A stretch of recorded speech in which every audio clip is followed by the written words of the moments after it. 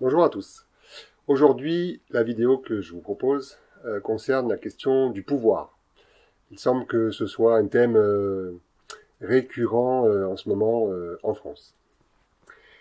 Premier point, cette question du pouvoir, elle est incluse, en quelque sorte, dans une autre notion, un autre concept, celui de la pulsion de vie.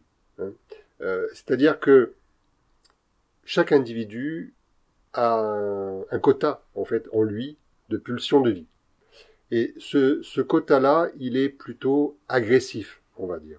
C'est-à-dire qu'il est, il est en charge de défendre l'individu contre tout ce qui peut l'agresser dans son quotidien, en tout genre d'ailleurs.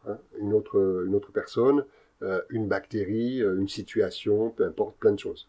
Mais en tout cas, à la base, cette pulsion de vie qui anime tous les êtres vivants, en fait, a une forte connotation agressive. Concernant, donc on l'a dit, cette pulsion de vie et la question du pouvoir qui finalement n'est pas très éloignée, on peut dire qu'il y a deux catégories de personnes. Celles qui assument, en quelque sorte, d'être finalement plutôt agressives, et celles qui n'assument pas et qui, du coup, ne sont pas agressives. Alors, c'est un peu schématique comme vision, mais pour autant, il y a quelque chose de vrai là-dedans.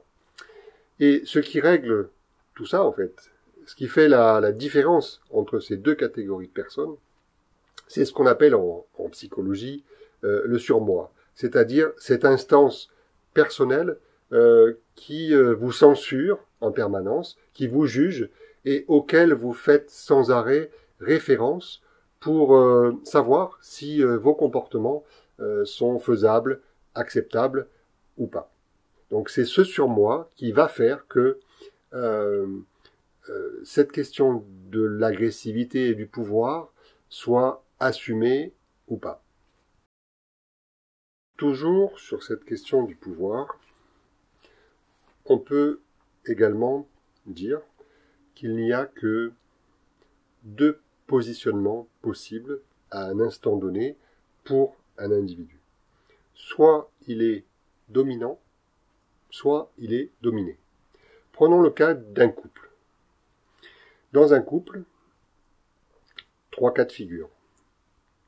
Un des deux est dominant, l'autre est dominé, premier cas.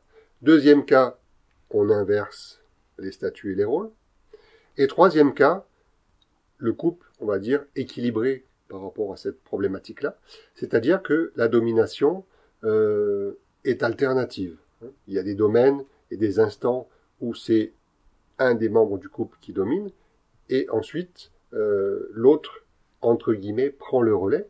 Donc il y a une alternance et un équilibre relatif par rapport à cette question-là. Mais pour autant, encore une fois, je le répète, si on prend un instant donné et un individu donné, il n'y a pas 36 possibilités possibles. Il n'y en a que deux, où il se trouve en situation dominante ou en situation de dominé. Avant d'attaquer le dernier point, un rappel, n'oubliez pas notre page Facebook, l'école FPP, et notre chaîne YouTube, l'ActuPsy. Dernier point concernant cette thématique du pouvoir, avec quelque chose là aussi qui en est pas très éloigné, c'est la notion de hiérarchie. Et là aussi, c'est d'actualité.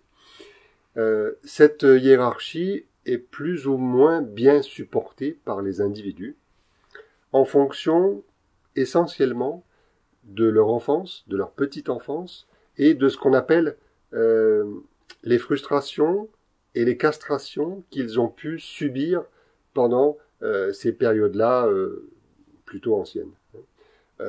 Si on parle de frustration, ça veut dire que ça a été acceptable, gérable, et donc la hiérarchie ou le respect de la hiérarchie ne sera pas forcément un problème très important. Inversement, l'enfant qui a été trop frustré par une éducation trop rigide, par exemple, on peut évoquer la notion de castration à ce moment-là, c'est-à-dire que c'est frustration plus, et insupportable. Insupportable, ingérable, qui a laissé des traces très importantes, probablement pour une bonne partie de son existence. Dans ce cas, la hiérarchie est quelque chose de très difficile pour lui à envisager et à respecter. Merci à tous, à bientôt.